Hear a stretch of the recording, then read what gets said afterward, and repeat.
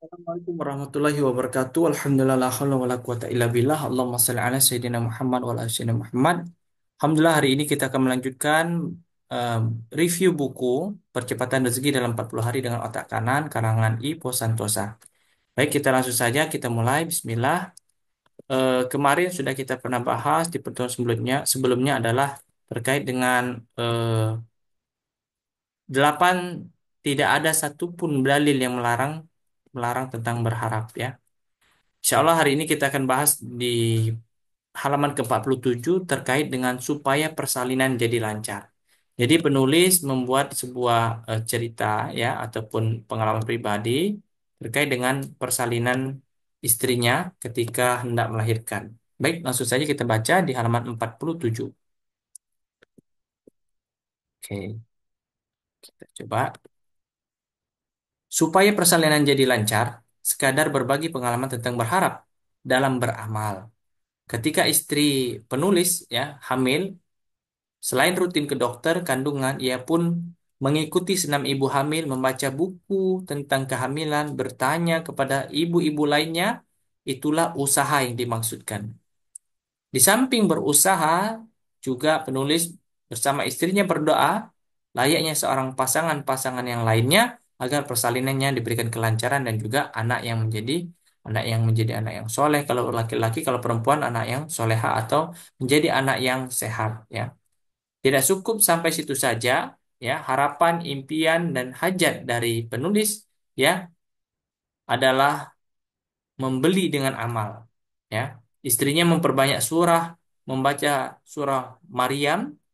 Ya, kemudian penulis pun ya Ibu Santosa memutar MP3 surah Maryam setiap beraktivitas. Ya, baik.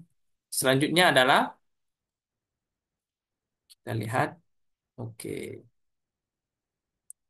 Ketika ya penulis dan istrinya masuk kepada ruang persalinan sekitar pukul 23:15 di malam hari ya di hari Jumat ya ibu dan mertuanya turut membelinya dengan zikir dan membaca surah Al-Fatihah di luar ruangan ya.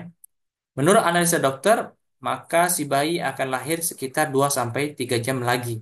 Artinya itu akan masuk pada hari Sabtu di dini hari ya. Maka seorang penulis ya, Ipo Santosa membisikkan kepada istrinya, tenang saja, insya Allah cuma beberapa menit lagi akan melahirkan seperti itu. Pertama, ia yakin bahwa persalinan ini berlangsung akan sangat cepat. Yang kedua, yang ia inginkan adalah anaknya lahir di hari Jumat, ya, seperti itu. Kemudian ternyata betul, ya, hal yang diinginkan ataupun yang diidam-idamkan lebih kurang, ya, 4 kali proses untuk melahirkan dengan cara kalau bahasanya ngeden ya, itu anak pun lahir ya pada tepat pukul 23:50. Artinya masih di hari Jumat. Maka apa yang diharapkan penulis ya, itu ternyata alhamdulillah atas izin Allah direalisasikan atau diijabah oleh Allah. Karena pada saat itu ya selain ikhtiar secara usaha, tapi juga ikhtiar dengan membeli dengan membaca surah Al-Fatihah ya. Anak itu lahir ketika tepat mertuanya membacakan surah Al-Fatihah eh, untuk ke 30 kalinya atau ke 100 kalinya ya. Di 100 kalinya berhasil ataupun ya atas izin Allah istrinya melahirkan. Kemudian eh, beliau melihat ya jam kelahiran anaknya pukul 23:50. Ketika ia komparasikan atau bandingkan dengan Al-Quran, ternyata di 23 adalah surah Maryam dan ayat ke-50 adalah eh, terkait dengan penjelasan ya tentang surat ini.